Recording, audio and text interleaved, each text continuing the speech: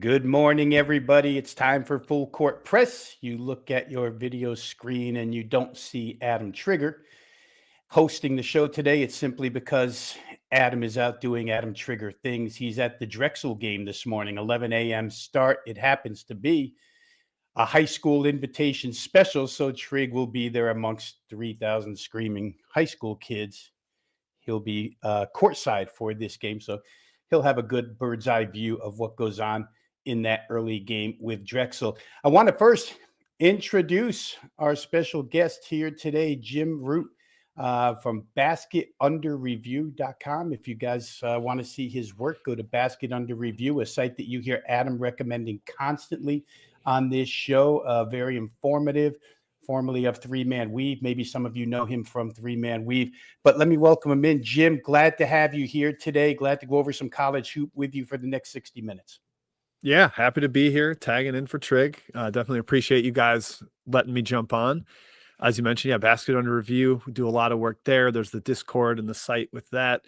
Three Man Weave is still the podcast function. So if you're looking in your podcast apps, we come out with episodes every Friday. But all our writing is Basket Under Review or Action Network. So just various places where you can locate us and see us talking about gambling or just college basketball in general because we're addicted. And we'll review all those spots where you can find Jim's work for you at the end of the show for those who are trying to write that down real quick. But we'll get to it. I will say that you've instantly made friends with me by having the Missouri Tiger background there. My youngest son graduated Mizzou about 5 years ago, so familiar with campus, Como, etc. Actually still do a live spot there each and every Friday in Como on their big show on Fridays about 5:20. So yeah, glad to see the Mizzou flag hanging in the back. Let's get to business here though, because that's what we're here for. And yesterday, Jim, we covered the Louisville, Tennessee game, which goes tonight, Thompson Bowling Arena. But before we get into today's card, we're interested in any thoughts you might have on this Louisville, Tennessee game, side, total, whatever you see. I'll really quick tell everybody that this game opened Louisville -1. Has been moved 3.5 point move toward Tennessee. Now 2.5, 157.5 your total. That has kind of stayed steady, only a 1 point upward movement in that regard. But Jim, go ahead. Tell us what you feel about this Louisville, Tennessee game. I am very conflicted between what my gut thinks when I look at the game and what my numbers made when I actually handicapped it. So just at first glance, I was like, oh, Tennessee, 10 days off, coming off 3 losses against a team that seemed to give an all-out effort against Memphis over the weekend. I like the spot a lot for Tennessee. I made it right around where it's at now, so I probably would have been on the move with the early openers and bet the home team as a dog. But where it's sitting right now, I don't see a lot of actual value, even though, man, just looking at the spot, it does set up well for Tennessee. I think they can kind of assert some of that physicality that they've got in the paint, really deep front court rotation, even with Cade Phillips out for the season. That's going to be a problem, I think, for Louisville. Now, can Tennessee disrupt that incredible perimeter offense that the Cardinals have? I think that comes down to the Michael Brown Jr. matchup and keeping him out of the paint. That's where Bishop Boswell hopefully comes in. He's kind of the Jemai Mashak of the new era for Tennessee. Not quite as refined yet, but he is a physical defender that I think should be the one that gets that assignment. I'd let Gillespie be off the ball a little bit and just let him use his physicality to keep Brown in front. And that could short circuit Louisville's opportunities to get those open threes. That's where they thrive. Total wise, I made this a little higher than what it is, but man, if you made me bet the total, I would go with the under. I think because I sort of like Tennessee, I think the game flow slows down. Their defensive possession length is indicative of how they can kind of stretch you out and make you play in the half court versus Louisville wanting to run. So I would definitely lean towards the under despite having it a hair higher than where it's at right now. I just think the way it plays out and with what I think the game flow will be, Tennessee forces Louisville to play a game they don't want to play, and that's in the half court. That seems to be the consensus that we had yesterday. I know Adam's numbers came out very close to what we have here, and the situational speak loudly for Tennessee. Real quick before we move on, I just want to ask your opinion of a particular player. I kind of put the burden in this game, and you mentioned his name, on Jacoby Gillespie for Tennessee, a guy who began his career at Belmont, moved on to Maryland, now here at Tennessee playing point. And when we broke down his numbers so far this year, you see really nice performances first 5 games of the year against lesser competition. And then the games that people have paid attention to mostly, the games against higher echelon teams. Gillespie's shooting just hasn't been there. And I just wonder, he wasn't a standout on Maryland last year. Jacoby Gillespie is turning out to be more of a serviceable power 5 or a sporadic power 5 shooting point guard than he was at Belmont. At Belmont, he was a star mid-major level. Here, not as much. I kind of put a lot of emphasis on him being able to get buckets for Tennessee. Your opinions on Jacoby Gillespie and his production here at a higher level the last year plus? Yeah, coming back home to Tennessee, I think that was like the big story when they got him. A really highly regarded transfer from a team that didn't use its bench much. He played almost every minute at Maryland, but was really important as part of that Crab 5. But yeah, last year, over 40% from 3 in the Big Ten. That really showed up. And this year, the shooting has not quite been there. It seems like it's because he's got a bigger offensive burden. It's him and Nate Ament, really the only 2 guys that produce shots for them. And so he's taking more difficult ones, a little bit more off the bounce. Nobody's there to set him up. And I think that's a problem, especially when you watch his shot. It's not like as a true gunner. It's a little bit of a lower release. It's a really high arc. I think that kind of shot is harder to create off the bounce, and he's having a little bit of issues with his efficiency because of that. Teams are able to focus on him a little bit. We'll see how Louisville defends him, if they rotate guys or what they do with him. But yeah, I think he's still trying to find his way as a top 1 or 2 offensive option, whereas at Tennessee or at Maryland, they had more scorers around him, and that really helped him. And really quick, guys, we're going to move on to today's games. If you'd like to see what Adam and I had for a breakdown and analysis of this game, go to yesterday's full court press show on YouTube TV, the WagerTalk channel. There may be a separate video cut just for that game in particular, but if not, you can find it at the top of the show from yesterday. Let's go ahead and get into some Big East action here. Butler at Connecticut tonight. Interesting. Obviously, I'm a Connecticut native, pretty close with that program as far as information and stuff go. This is a matchup here. Butler, a team under Thad Matta that has played really well this year. Connecticut, a team obviously 1 through 9 that I would argue is one of the 3 best 1 through 9 rotations in the nation right now. Dan Hurley kind of echoed that the other day. I'm not going to say that Dan Hurley copies my thoughts, but Dan Hurley believes his team is that deep and that talented at all 5 positions. They come in here, though, Jim, really quick here, bad against the point spread this year. UConn right now just 2-5 against the number last 7 games. In my estimation, some of that is built on the way that they play. They don't really play a 90s point style of basketball, and they're generally overpriced in the market, so dogs have been able to cover against them. Butler could be a live dog here. As I mentioned, they've been good to start the year. I got a couple of thoughts on the matchups here fundamentally, but go ahead. Thoughts on Connecticut and Butler here tonight in Big East play? Yeah, UConn is interesting with, as you mentioned, not being as sharp against the number. They're like those dominant teams that end up winning the national title. They were a juggernaut against the number in the non-conference, like covering every single game, blowing every bad team out.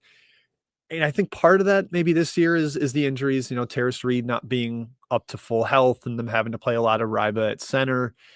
And then also, integrating Mullins, figuring him out. But yeah, they have not blasted bad competition in the same way you typically saw with Hurley teams. And he's got that killer instinct. So you think he wants to run it up when possible, but teams have been able to hang around with them. Columbia had a strong second half. They didn't take care of East Texas A&M the way I thought they would, but they do have 5 incredible wins right now. Like at the top of, wins above bubble metrics and stuff. UConn has some really, really good wins against top competition. I think that shows up and continues. Maybe Butler keeps it a little closer, a la Texas. Texas, I think, really saw the advantage of getting to the free throw line against UConn, a team that will foul quite a bit, and Butler is top 50 in free throw rate offensively.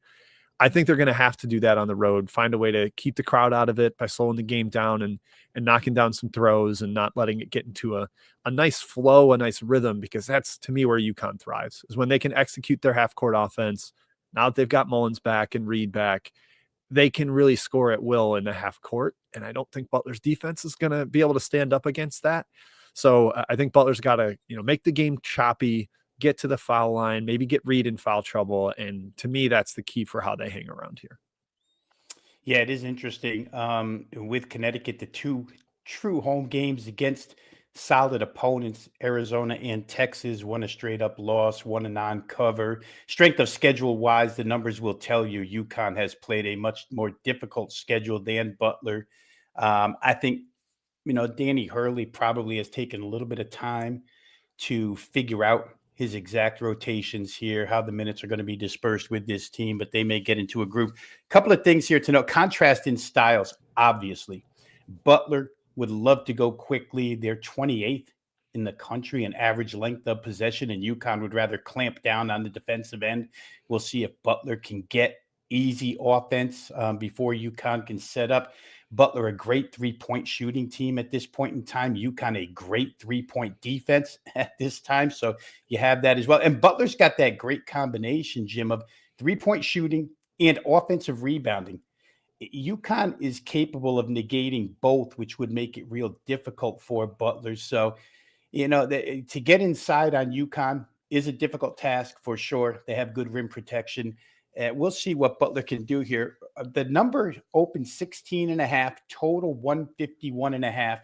Totals come way down. 4-point surge toward the under, 147.5. Now, I think that makes a little bit of sense. UConn at home should be able to dictate their style of play. And the game has come down from 16.5 to 15.5. Some 15s out there. If you like the UConn side, you obviously want to shop for that. If you like the Butler side, you want the extra hook. But UConn's going to have an opportunity to prove that they can cover a sizable number here against the Butler Bulldogs. How about St. John's and DePaul? Let's move over there. For me, really quickly, I feel like this is just a bad matchup for DePaul. St. John's, what they do best, harass the ball, play kind of helter-skelter basketball. I know it's with a purpose, but just to describe the style, they are a swarming defense, a defense that wants to get after you pretty much from the three-quarters court on. Rick Pitino certainly demands that out of his team. Not the best shooting team last year, but certainly increased shooting this year. Last year, they couldn't put the ball in the bucket for anything, and it came to bite them in the rear end come tournament time when they got ousted from the tourney. It was simply due to poor shooting from the free throw line. Chris Holtman's done a good job with this DePaul team, but I just wonder, Jim, if you feel like they're simply overmatched in this contest against St. John's. This game, let me just go to the current numbers here. St. John's opened 18, been bumped up to 19.5. Totals gone from 148 to 151, 151.5. Kind of makes sense to me. St. John's loves to play one way. Let's get out and score, and let's defend. And DePaul, for what it's worth, is a fairly decent scoring team as well, better than most. So your thoughts on St. John's DePaul, side or total? Yeah, the number where it's at is a little high for me to lay it. It's right around kind of what I would make my threshold. But I do think St. John's can fully dictate the style of the game here. They're 28th in defensive turnover rate nationally. And DePaul, against a very bad schedule, has not seen a team in the top 100 of that statistic. And I think that's helped make their own turnover numbers look okay, but they don't have a ton of ball handling outside of blocker. And the freshman McClure has been solid, but hasn't seen this kind of pressure. I just think that fact and that aspect of not seeing any true athleticism like this, even playing LSU, a team that absolutely destroyed DePaul, like not seeing this kind of pressure will show up. And going on the road to start their Big East campaign, and they've got UConn on deck on Sunday, so good luck to poor Blue Demons with that start to Big East play. But yeah, with St. John's wanting to play fast, they've extended late in games quite a bit, even against like Quinnipiac and recently some of their more inferior competition against Iona, they extended that game late. So even if they're only up 12 with 5 minutes left, they've got a chance to cover this game because Pitino wants to keep the foot on the gas. He's got a rotation that he's still figuring out. So, guys are playing for minutes down the final edge of the stretch here. So if they're not completely blowing out DePaul right away, I think there's a chance they can still extend with the pressure, with the style, with the pace, with the total going up. I think that helps the favorite because we'll see a little bit more possessions and see that talent and athleticism gap play out.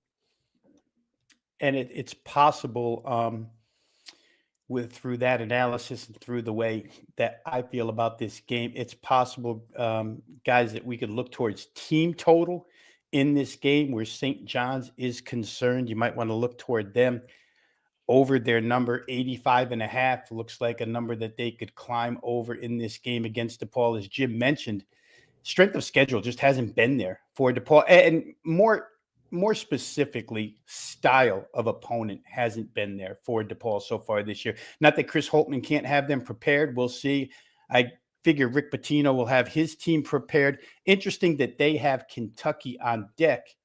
And from a handicapping perspective, a lot of times you would think that maybe this is a look-ahead game, but being that it's inside the conference, there's no way Pitino's looking ahead in this particular instance, especially against a team he's a 19.5-point favorite against. You got to have wins in the Big East where you're supposed to get them. We'll see if he gets this one here. Anybody, again, out there viewing right now with questions on games, go ahead and drop your questions. Jim and I will move on and do one of our own here, and we'll take questions from anybody who's got a game that they want us to look at here. Jim, let's go to something else. It's a rivalry game, obviously. Somewhat high profile here. South Carolina, not as high profile this season. Clemson has been through the rigors early on, but South Carolina is going to go in-state rivalry. Going to play Clemson here. Clemson opens 13, 139. Game has been bet down to 12.5. Totals moved up to 140.5. This Clemson side has been impressive at times so far this year. And South Carolina, which kind of opened up the season in my eyes as a work in progress, slowly developing a little bit here. And in this business, one of the main things to try and be is proactive, try and see something before the market establishes that it's real. And maybe South Carolina is starting to become a more solid basketball team here. Thoughts on South Carolina, Clemson? Number moved down a little bit to 12.5. As good as I could say Clemson has been in higher profile games, is South Carolina plus this many points with motivation? Obviously, they always have motivation against Clemson. Maybe the 12.5 is too large. Go ahead and give us your thoughts on South Carolina, Clemson. Yeah, I love the dog here. I made it 9. I would have taken anything double digits. So they get up around 12.5. I'm surprised it's wider than, Ken Palm's got it 11. I figured it'd be right around there. To me, Clemson's style translates best as the road or neutral site, kind of underdog, pick 'em type games where they slow you down. They force you to play against their size with Godfrey and Welling and Davidson, guys that can really control the paint. As a big home favorite, they're a little less appealing to me because they're not going to let you play fast. They're not going to try to play all that fast themselves. They're a slow tempo team under Brownell. And that just sets up well for a competitive, low possession game. Now, I know that total has gone up, like you said, and perhaps some of that is South Carolina hasn't made threes and neither has their opponent. So if people are looking at some potential regression, Clemson also top 15 in 3-point percentage defense. Statistically, we could see some made shots there, but I just think two teams that vastly prefer to play in the half court. The rivalry aspect to it, Clemson doesn't overwhelm you with athleticism. They're just kind of big and physical. And in that sense, I think South Carolina has enough bodies to compete. And Michi Johnson coming back after boomeranging from Ohio State to South Carolina, to Ohio State, back to South Carolina. He's given them that steady force at lead guard that I think they need. And they look a little bit more like the version from 2024 that made the tournament, whereas last year, they only won a couple SEC games against a really tough slate. Their top 3 games this year, Virginia Tech, Northwestern, Butler, they were right there in all of them. And I think they can be within single digits with Clemson in an arch rivalry game as well.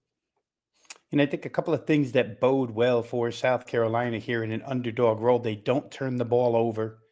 They rank very high in lowest turnover percentage in the country, somewhere around the top 25. So that's good for them. And, for what it's worth, they rebound on defense very well. So if you can hold Clemson to 1-and-outs, walk it up the floor, they're 308th in average possession length, and not turn the ball over, you definitely get the picture here. We kind of see this game being, I think we both agree here, kind of a slow-paced defensive style battle here. Everybody getting the setup in the half court, in which case 12.5 becomes extremely large. Let's go to our guy, Garth. Thank you again, Garth, for the donation. The Louisville, Tennessee game, he's saying he took Gillespie under 17.5 points. Seems that he doesn't play well versus good competition so far this season. I would agree with that. But like Jim said, it could be he's trying to get his feet underneath him as the Tennessee lead guard this year. It's hard to be in 3 different programs in 3 years and adjust to all 3. But I'd like to get your take on the Arkansas Little Rock Morehead total. I lean over 138.5. Okay, I'll go first here, Jim, simply because side perspective, I cannot play Arkansas Little Rock in any way, shape, or form anymore. We started the season, and I had my opinions on this particular team, and mainly their shooting ability, which is so inconsistent. Even if I date back to last year, so inconsistent. Miserable one game, pretty good the next, miserable the next game. I could never get a feel on what UALR was going to do offensively. This season, their shooting has gotten even worse.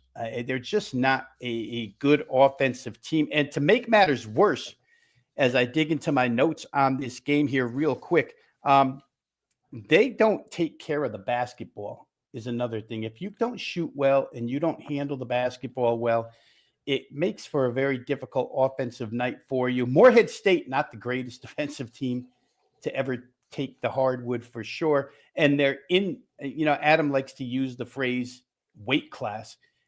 Morehead State certainly in their weight class, and maybe they could punch back and fight a little bit better here. They don't necessarily take care of the basketball either. And Arkansas Little Rock is a team that, fairly active defensively. So maybe they can turn some turnovers into quick points. As we've mentioned on the show numerous times, turnovers don't necessarily mean 2 points the other way. It could just be throwing the ball out of bounds and then you inbounds and, walk it up the floor, et cetera, et cetera. But for me, I'm kind of done, Garth, with UALR overs at this point in time, just because I don't know what I'm going to get out of them offensively. That being said, this is a defensive opponent and an opponent that doesn't handle the ball well, where maybe they can succeed on the offensive end. For me, I'd probably play it under, to tell you the truth. Like I say, I'm probably more negative than most on Arkansas Little Rock at this point in time from an offensive perspective. We'll see how it goes, but that would be my 2 cents. Jim, go ahead. Arkansas Little Rock, Morehead State. Yeah, these are 2 teams that are kind of messes for different reasons right now. Little Rock is just racked with injuries. Their potential best perimeter player, KK Robinson, got hurt in the preseason, so he's going to miss his 2nd straight year. One of his brothers, there's 2 on the team, is also out for the season. And then last year's OVC, arguably the best defensive player in the league, Gatek, I can't pronounce his first name, apologies, but he has been out for a few games now. Big time shot blocker. They'll throw him at the top of their zone sometimes. So much length, a guy that used to be at Florida. Take him out, and it seems like they're just deflated, and they haven't played well at all this season after entering the year as the preseason OVC favorite.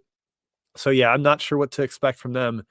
On the other side, Morehead, great team for years under Preston Spradlin, but again, under Maddox, they've been bad the last 2 seasons. They look a little sloppy. They look a little lost. They also have some injury concerns here with Davion Cunningham missing their last game, highest usage offensive player. Not sure if he's going to be back. Sometimes these reporting on the low major teams and their injury status is shaky. So I think Gatek being out helps the over, to Garth's point, because he's such a good defensive player. But if Cunningham's out, that almost offsets it, because then Morehead loses their best creator and best scorer. So you've got to kind of balance those out. Overall, I think it's probably going to be sloppy, as you mentioned, Rob, two teams that'll turn it over, and neither team defensive rebounds. So if they can actually get shots up, they can get offensive rebound looks and get on the glass. But if they're coughing it up too much, then I just think this game is going to be a little sloppy, and I'm not sure what the pace will actually be. So I unfortunately don't have a real strong take. I'm just trying to give all the factors to make sure he considers before he locks that bet in. Yeah, and that's what we're here for, guys. Try and give you our handicapping process on these games. Garth, again, we appreciate the dono. Hopefully we've helped you along a little bit there. Garth, by the way, Jim, has been pretty much on target with every single thing he sent us this season. So I wouldn't be betting against Garth. I'll reserve my bet on that game for a different game. Real quick here, to the Little Rock side here, last couple of games have gone over this particular number that's being offered tonight. However, Arkansas State, a pretty good offensive team. To combat that, this Arkansas Little Rock team gave up 90 to West Virginia, who wants to play in molasses. So that's not good defensively from Little Rock. Each side lets the other side get their shots off rather quickly, but neither team goes quick enough on offense to maybe take advantage of that in particular. We're going to move on. We have, okay, it looks like Mad Max 8X 5X. Thank you very much, Mad Max, for the donation. DePaul, horrible in conference play, have played 361st strength of schedule. DePaul 203 adjusted tempo. St. John's 43rd team total. St. John's 85.5 juice to under spread or team total. Okay, real quick, we'll just repeat. We did go over this game a few minutes ago. I will just reiterate that I would be on St. John's team total over in this particular instance because to Jim's point, DePaul has not played a team of this magnitude and style as of yet. St. John's is an opponent that's a step up in class for DePaul. They're also a completely different style, the way they pressure the basketball. I could see St. John's scoring points off turnovers in this particular game. Chris Holtmann, we respect him as a head coach. Obviously, he'll have his team game planned and ready for this one. So will Rick Pitino. Again, as noted early, DePaul has UConn on deck. St. John's has Kentucky on deck, but we don't put a lot of stock into that because this is a conference game. And so St. John's is going to want to win every conference game that's winnable. So for me, it probably would have been that team total of St. John's under. Okay, now, since I've talked a little more than Jim has, and he's our guest here, we got to let him have his thoughts here. We get a comment from Daryl Benton here. Daryl, welcome to the show. Faithful follower. I see him everywhere on shows for WagerTalk TV. So we appreciate you dropping in. Rob, any thoughts on Wright State versus Miami of Ohio? I'm going to let Jim share his first, and I'll back it up once he's done. Jim, go ahead. Wright State, Miami of Ohio.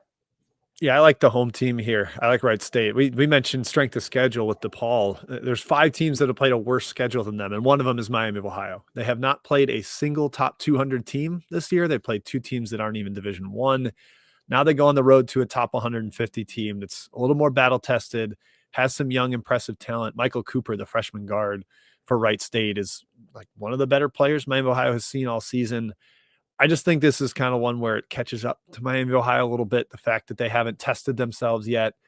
They played a little bit on the road. Like, this isn't their first true road game. They played at Air Force, went to Asheville, went to Eastern Kentucky. But this is, again, the first actually decent to good team that they have played. And I think that kind of shows up, and Wright State's able to get the win. Obviously, you see an undefeated team come to town, and I think Wright State's going to be pretty locked in. So even in a strange non-conference spot before both teams start league play, I like the Raiders at home. And I'll take it a step further, Daryl, real quick here, because generally speaking, I am a totals handicapper. Daryl, you've been around long enough. You know where I come from on most of these games. I look total first and side second. But to Jim's point, I see an advantage here with the Wright State team total over 76.5 here at home. A good scoring team Wright State is, and Miami of Ohio, as Jim pointed out, not necessarily tested in this category so far this season. And Miami of Ohio, they've taken on sort of a different persona here as far as pace of play is concerned. They're a little quicker. They're a little more offensive oriented. We always talk about when you're trying to play these overs that possessions and number of possessions are meaningful. You want as many chances as you can to score points. If this game, in fact, comes down to, as the line would indicate, a near pick'em game, you'll get free throws in the end. Sometimes the last minute drags on and on and on due to free throw shooting for Wright State. They're not a good free throw shooting team, so it's not going to help us in that regard where team total is concerned, especially if these free throws are 1-and-1s where you're missing the front end. But I do think they're good enough offensively here to get the job done. It's a good shooting team as far as effective field goal percentage is concerned, a nice three-point shooting team as well. So maybe for me, and I will preface this by saying it's not a game I bet, but just as far as where I would lean, I would probably lean on Wright State team total to get the 77 points in that particular game. Back to Mad Max here, who continues to want to have some advice on games. And Max, again, thanks for the contribution there. Northern Colorado, 9-1, getting less points due to record, but strength of schedule 313. Texas Tech off loss to Arkansas, spread -25.5. Texas Tech team total 90.5, but juiced under bounce back spot. I will go ahead and tackle this one first here, Jim. I mean, Max, you found a team that's basically in my, little heart-shaped wheelhouse. I have an affection for the Texas Tech team. JT Toppin, anytime he's on the floor, he's arguably the best player on the floor. It's a unit that works real well together. This is a team that they can score against. And in all sports, as far as my handicapping process goes, I am a big bounce back guy. A big bounce back guy. For those who have ever subscribed or read my analysis, a lot of times you'll see in my analysis, it's a bounce back spot. And for Texas Tech, that was a hard fought game against John Calipari's Arkansas team. Arkansas is a good team. Here, it's a step down in class, which we like when we're going to try and play these team totals over. Texas Tech has shown the ability to get near or above this price tag, depending upon opponent. 90.5 is a large number. However, in this case, it might be able to be done. Again, I'm going to preface it by saying I have not bet this game, but if I were going to, the old proverb, gun to head, what would you do? I would probably lean towards Texas Tech over. I do think that it's a really good bounce back spot for them. -25.5 gets difficult in these games, guys, because you don't know if you have a 28-point lead with, 5-6 minutes left. The bench is going to get cleared. It's holiday time. Coach going to let kids play. And the margin could decrease at that point in time. I would say this: Northern Colorado, for what it's worth, is not a team that's going to give up in the last 5 or 6 minutes. They'll give you the whole 40. So the number spread wise becomes a little more difficult. I would say this: if you like Texas Tech, you might want to just slice it in half, isolate the first half of this game. As I say this, I'm going to try and get you the current first half number on this one, because it's probably, if I were going to play Texas Tech, I would probably lean that way. There are 14, shop it out, between 13.5 and 14.5 point favorite here. So try and get the lowest number available if you're on the Texas Tech side. But I would probably look towards Texas Tech coming out from the opening tip with a little bit of fire and maybe covering first half. Jim, go ahead. Thoughts on this one? Yeah, I was kind of thinking about the first half too, because Texas Tech has no depth. They've really got 6 guys that they trust playing. They only played 6 against Arkansas this weekend. And part of that was because Luke Bamgoy, their big shot blocking center, was out with a concussion. And Josiah Mosley, the transfer from Villanova, hasn't played yet this year. So they've got 8 guys they want to play, and only 6 are healthy right now. So that, I think, helps the first half angle a little bit, that, if they're playing their backups late, you worry about that backdoor cover you mentioned with Northern Colorado wanting to get back in the game. Also, Northern Colorado hasn't played a team anywhere near this caliber. So I think that sort of helps the first half angle too, where there could be a little bit of shell shock of playing a high major Power 5 team with athleticism. I mean, the best team that they've played is St. Thomas. That's the only top 200 team that Northern Colorado has played. And I love St. Thomas. They're super well coached, but that is not a team that brings a lot of athleticism. They're a skill-based, execution-based type team. Texas Tech could really overwhelm Northern Colorado in the paint. Now, the two caveats I'll give. One, Texas Tech has not been a great first half team so far this year. Like even when they blew out New Orleans, didn't take care of business there. They're only up 5 on Milwaukee after a loss. Those were their 2 post-loss performances, and they really were better in the second half. So keep that in mind. And then also there's some weird scheme familiarity here because of the staffs. Steve Smiley used to work for Jeff Linder at Northern Colorado. He's now the head coach. Jeff Linder is now on the Texas Tech staff, hired away from Wyoming last year by Grant McCaslin. So the coaches really know each other. That maybe is a little less conducive to a blowout if there's familiarity. So lean towards that first half. I did not bet anything here, but I think the angle makes sense given the lack of depth and Northern Colorado just taking a huge step up in class. I'm going to take this time right here real quick, guys, just to promote at wagertalk.com. It is $5 Tuesday. Every handicapper on site. Generally, I don't want to talk for all 30 plus members of the WagerTalk analyst staff, but most times every single one of us will have a play up for $5 on each and every Tuesday. It's a good shot for anybody who has never purchased from WagerTalk to go ahead and get a feel for handicapping style at a very, very low price.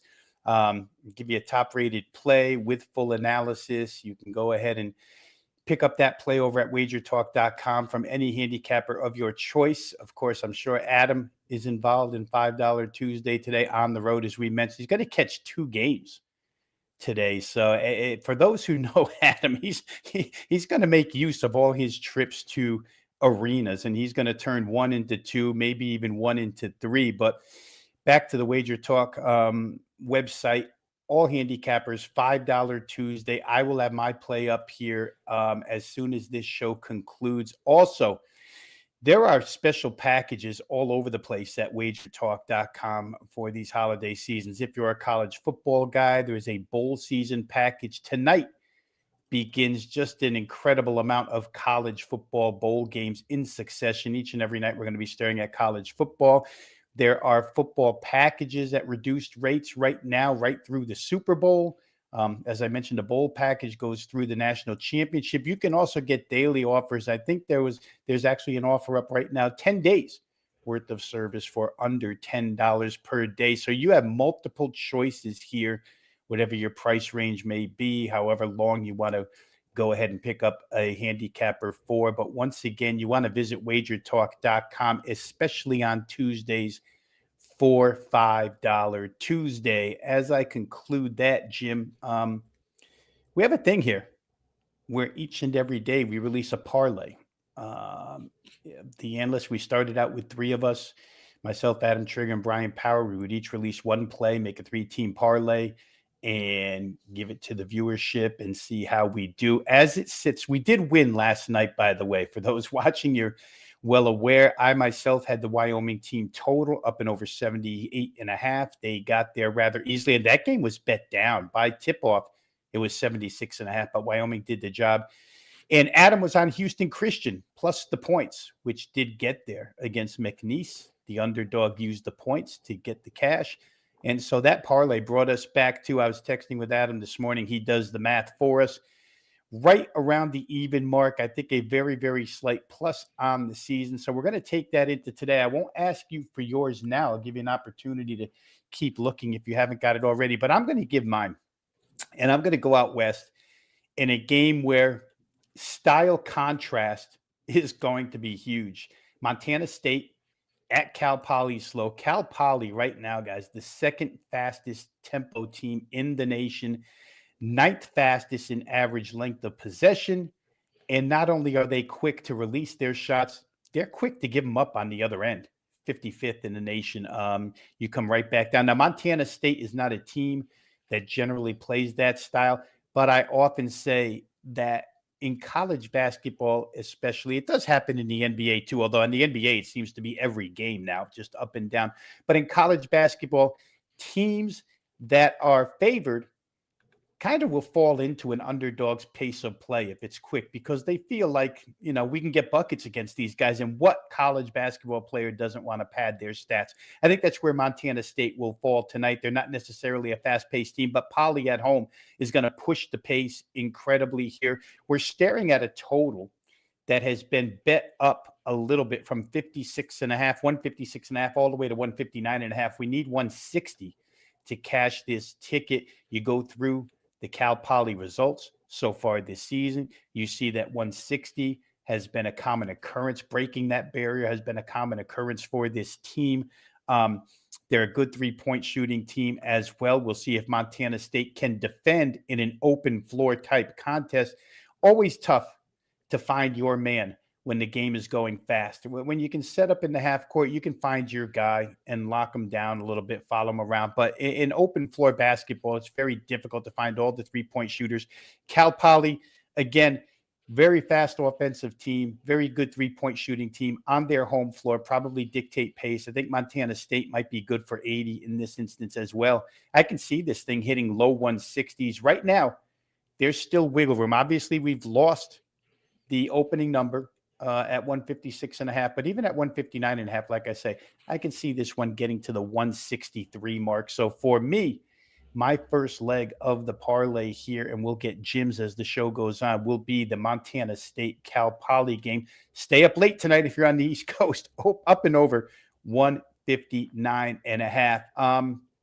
Garth is back with us. Okay. And Garth, as I mentioned earlier, generally a wealth of information as far as producing winners for us here on the show. I will just shout out to the chat room here on this show, Jim. We have a chat room that's extremely knowledgeable in this sport, college basketball. They bring good info each and every day, have good thoughts and opinions. It's nice to have to speak with an audience that does have a love for the sport and does follow the sport closely. Here we got East Tennessee State. UNC under 149.5 is the way Garth is looking. Seems like the Tar Heels have been an under wagon. I won't disagree with that. I'm going to pass it off to Jim here. Let him talk a little bit about this ETSU North Carolina game. And, if you have a play on the side, Jim, go ahead and let it go as well. But Garth is interested in the total here. So your thoughts? Yeah, he's absolutely spot on. They've been an under wagon. The total has gone under in 8 of their 10 games. It's going under by over 10 points a game so far this year. So definitely a wagon on that side of the ball. And Garth, I will own that I have been on a couple UNC overs that have not gone very well. So you're sharper than me on UNC totals. I'll say that much. But yeah, East Tennessee State has some general interest in running. Their coach, Brooks Savage, is a Steve Forbes guy. He coached under him both at East Tennessee State and at Wake Forest, but that team hasn't played very fast this year. And UNC has done a great job defensively of slowing teams down, outside the top 300 defensive possession length. I think it's because they're huge and you just have a hard time producing shots against that interior. I mean, they're number 1 in the country in average height, UNC is. So like all across the positional spectrum, they've got size. And for a mid-major team, that's really hard to compete with. I do lean towards the dog because I don't think UNC has been overly convincing as a favorite, like laying the number. Only beat Upstate by 18, Bonaventure by 15, Navy by 12. Like these are not runaway performances, Radford by 15. So I think East Tennessee State has the talent to stick around, but I do like your under angle because of the way UNC has controlled the pace, and East Tennessee State's not the kind of team that's going to crazy push the ball. And with UNC leading into a very drop coverage heavy type style, like they're not extending pressure, they're staying back by the hoop and forcing you to work on the perimeter. That works well for an under. So I like the angle there on the under. Yeah, and real quick here, Jim, I'll just get into a little bit of betting philosophy with you for the moment. Obviously, UNC, this is a much different style team that Hubert Davis is putting on the floor. As you said, 3-6-10 to plus across their front line, all 3 positions. Generally, we expect UNC to be a push the tempo, score quickly, good, decent shooting to good shooting team, point production type team. And this year it has been different. And under wagon, eventually odds makers do catch up to this type of stuff. But again, perception of a team's history and recent history factors into how they rate these teams to start the season. Maybe they're slow on the trigger where UNC totals are concerned. And then on the East Tennessee State side, you mentioned Brooks Savage, Steve Forbes' disciple. In your opinion, how much of their kind of different pace, you would expect the Forbes guy to play faster. How much of that not as fast tempo would you say is dedicated to him getting used to and evaluating his current personnel? In other words, would you expect them to climb the ladder pace-wise as the season goes on, and maybe he's just experimenting, evaluating right now? Or do you think this is, after seeing ETSU over 11 games, do you think this is the fashion that they're going to play all season long? Yeah, I think this is kind of who they are. Looking back to the tenure with Forbes and Savage at ETSU when they were dominant, the 30-4 team was the slowest team that Forbes had there. And so I think maybe that's representative and has probably stuck with Savage of, all right, when we slowed it down, we were really good. And that hasn't quite been the case from at ETSU, but he did go 12-6 in the league last year. And it's a shaky conference this year. I don't think Chattanooga or Furman or any of those preseason favorites have looked that good. So ETSU's got a chance to sit atop the league. And with what they have right now, they are the highest rated team in KenPom in the SoCon, playing the way they're playing. I would expect them to kind of sit in this and lean into this identity. And just real quick to your point on UNC, I know this number is right around what KenPom makes it total wise, but this is by far the slowest UNC team in the last 20 years. Between the way Hubert had played early in his tenure and just what Roy Williams always did, for them to be outside the top 150 in tempo is unprecedented. And it's because they're slowing teams down. It's because of that size you mentioned, Rob. It's 3, 6, 10 guys. Teams just don't know what to do in the half court to produce a quality shot against them. They're sitting back, they're conservative, and they're just saying, good luck figuring out a shot in the mid-range when you have to shoot over a 6'10 guy or a 6'6 wing. So I do think the way I talked through this, I probably wasn't strong on the under before we got on the show, but just having to look at it and dig into it and talk through it, I think it makes a ton of sense. Yeah, and the show absolutely is always looking to accomplish that, Jim. Sometimes you talk it out, you get a better view. We get different opinions here on the show that clarify things. For UNC, I think it's interesting. I will say this as we look ahead, as we project ahead to North Carolina hitting the ACC schedule when they do. I think we're going to find that teams are not going to allow them to set up in that half-court offense, not allow them to funnel things to these 6'10 rim protectors on defense. I think anybody that plays with pace is going to look to get fast, easy offense against this team because it's much easier to score when they're not set up than it is when they are set up. And again, to your point, unless they have, 3 Cooper Flags that can run the floor, it's going to be a slower paced team when you have this type of size. So obviously North Carolina taking on a different identity here, but I think as in the upcoming weeks here, we can specify situations here against faster paced ACC teams that might say, you know what, we're not standing for this, setting up against letting them set up that half court offense. Florida State comes to mind as a quicker ACC team where maybe an overplay would be, maybe by that time the odds makers have adjusted toward the under and we catch value with the over. We will see. That's hey, just Rob, guess who UNC plays in their first ACC game? Florida State. Yeah. And I'll say, you know what? We may come back to this tape, Jim. We may have to roll this back. In fact, when we see the number on that game, and if that game does get over. All right. It looks like Fixer time. Okay, Fixer time. Excellent spelling there. Welcome to the show. Glad to have you here. Glad you dropped in with a comment here. Thoughts on the early game between Drexel and Howard? Obviously, as we stated at the beginning of the show, you don't see Adam Trigger in the host chair today simply because he's at that game. Oh, wait a minute. Bayou wants to drop in. Good morning, Keith. I can't wait to see Trig on ESPN today hitting the 6-7 hand waves with the kids at Drexel. And there's no question, Trig seats today because of lack of ticket availability are courtside. Him and his dad are courtside. So there's a real good shot that the one ESPN camera that's sent to this game or whatever network it's being broadcast on, that one camera may catch the front row. We may see Trig doing high school thing. I don't think we'll see him doing high school things. He's going to be amongst a lot of youngsters here today. Drexel Howard. Jim, I often talk. In fact, I had this discussion Sunday on WagerTalk's End Zone Live show, where somebody had a comment in the comment section, and they asked, "How do you stop yourself from just spraying the board and playing a zillion games? What's your process?"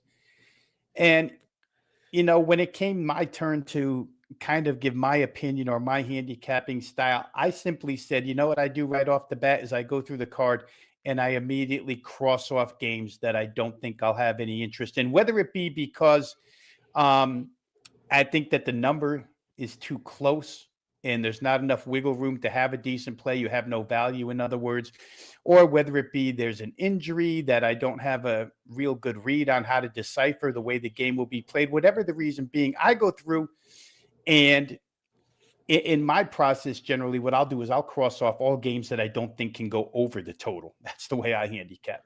And then I'm left with the rest of the board. I bring that up because today, Drexel Howard was a game I put the complete red mark through. Don't want to play it. Don't have a good feel for it.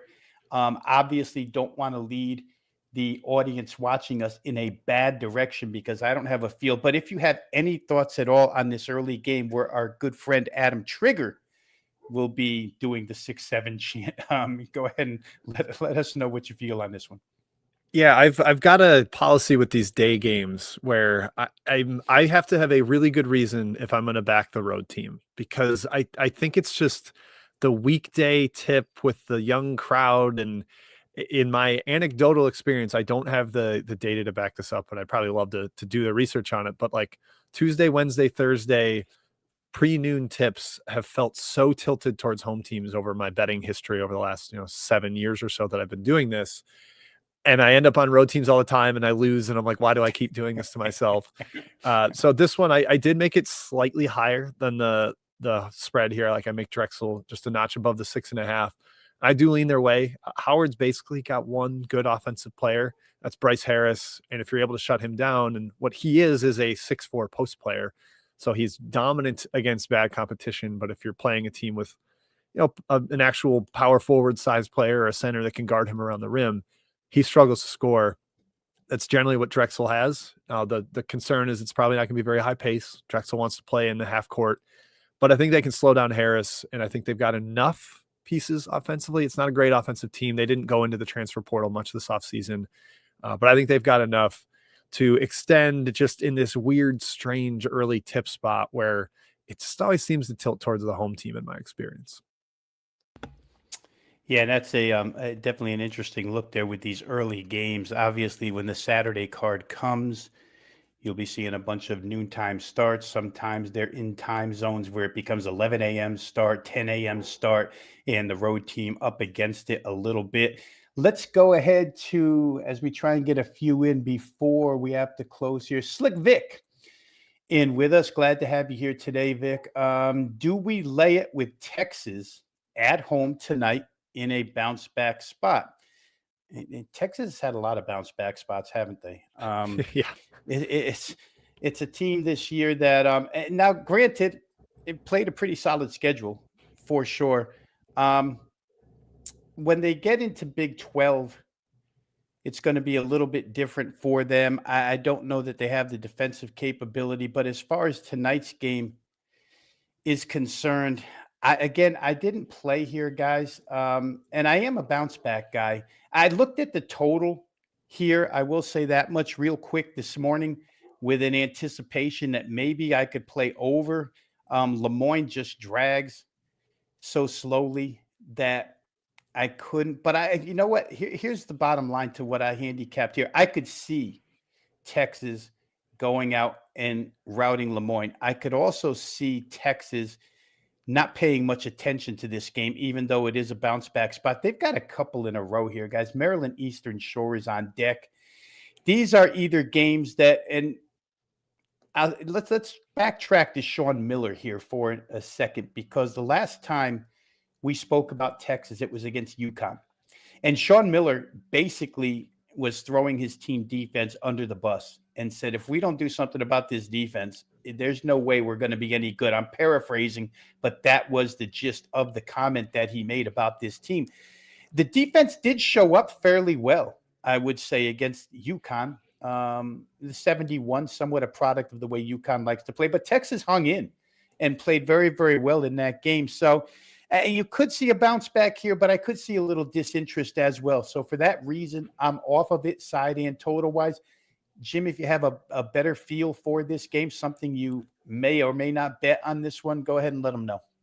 No, not much on this side here. Texas is a team I've generally not trusted since the preseason. I predicted them to miss the tournament after making it last year, and they haven't gotten much of a big win at all this year. The NC State one in Maui is the only thing that looks good. I think their defensive numbers are skewed by playing in Maui. That is just an offensive paradise with those rims and the small gym. I think that is conducive to a lot of efficient scoring. And then they come back and Virginia wipes them out by shooting 50% from three. But I think it's a solid defensive team, and I think Sean Miller has their attention there. And UConn obviously didn't score at will, and UConn's a really good offensive team. So I actually have a little bit of a lean towards the under in this game, even though it's well below the KenPom projected total. Both teams have seen some unlucky three-point shooting. Texas has given up over 36% from three, LeMoyne over 41% from three. I think that comes down a little bit. I think the disinterest shows up. The disinterest you mentioned shows up a little bit in pace. And this game is kind of slow or ugly, especially in the second half. Just kind of, let's just get to the end. And I think it stays under the total. All right, so here we go. We have about 4 minutes till we have to close, and we have a hard out here on Full Court Press as we give way to our colleague Andrew McGinnis and the WagerTalk Hockey Show. But Jim, we're going to put you on the spot now to convert a leg of the parlay for us. Mine is in. Go ahead and give us your leg of the parlay for today. Yeah, it's a game we already discussed. I hope that's all right. But I'm going to go with South Carolina plus 12.5. I like the number there. I like the spot. I like the matchup with the way I don't think it gets up and down in a rival that's not going to go away even if they get down 10 early. I think South Carolina is the type of team that can battle back there. I saw a couple people in the chat that were interested in the Gamecocks. So, hey, let's get it done. Let's do it. South Carolina has also covered 3 straight against Clemson. That matters a little bit to me since it's the same coach on both sides. I think Paris maybe has not solved, but he at least knows how to prepare for Clemson and the size and the rebounding that they bring to the table. So with that number up in the double figures and the historical trends on that matchup, I think South Carolina is a really good look as a road dog there, getting 12.5. And for those who are interested, you can dial back. I know timestamps will be attached to the show today. You can dial back to the beginning of the show where we both discussed this game, provided our analysis of it, and you just have Jim's added analysis there, why he's on South Carolina plus 12.5. Let me go ahead and take this time real quick just to recap what will be a 2-team parlay tonight. We don't have a leg from Trig today, simply because Trig said he likes Marist 7.5. Let me just throw it in there. He texted me separately and he said, if we're doing a parlay, Marist plus 7.5. No analysis. I'm sure he sent it while driving, but Marist 7.5 for Trig. There you go. There you go, guys. Our producer, Dan Alexander, jumps in to give us the latest info. Adam Trigger on Marist plus 7.5. So let's go ahead and do the recap here. Trig will have to do without his analysis today, but I can tell you, if it's coming from that conference, he's got something in depth, reasons why he likes Marist plus 7.5. That's the first leg. Go to Jim, who provided us with South Carolina against Clemson here, plus the 12.5 in that in-state rivalry, and then close it out. I myself am on Montana State at Cal Poly slow over 159.5. 3-teamer. I'll let Adam do the math. I won't do it now because I want to take the final 90 seconds or whatever we have to thank Jim Root for filling in today so admirably, giving us coverage on this show. Jim, once again, go ahead and tell the folks where they can find your work. And guys, you do want to go ahead and visit and see what Jim has to offer. Yeah, please do. I've got the 3-Man Weave podcast I do with Matt and Kai. We've been doing that for a decade. That typically comes out on Friday mornings because of our schedules, but we talk about, the week that was, a little bit of preview section. We've got a Saturday betting show that I know Adam, I think, has probably plugged on the show before. He's always been really kind about talking us up. We talk about the Saturday slate. And then also Basket Under Review. It's $10 a month for all kinds of written content. There's the Discord where we talk about betting every single day. It's really, really good resource for college basketball fans, bettors alike. I think it's a great place to be, a great place to discuss. Within that Discord, there's good channels in there for teams. You got Jordan Majeski dropping in with injury news every once in a while, and that really helps because he's so well sourced. So highly encourage people doing that. I think it's a bargain. And that's the big one. Oh, I've got another podcast over there too. That's what I was doing before we recorded this. Stats by Will and Jim. Will Warren and I go back and forth talking about stats from the week that was in college hoops. So check that out as well. That's free for everybody on wherever you get your podcasts. Guys, go ahead and give Jim a look. As I close out here, I just want to remind everybody it is $5 Tuesday over at WagerTalk. All handicappers, a $5 release. Go ahead and visit if you haven't before. Great time to get involved. I'd like to say thank you to everybody for joining us here today. That'll do it for Full Court Press. We'll see you tomorrow for Wednesday's college basketball card.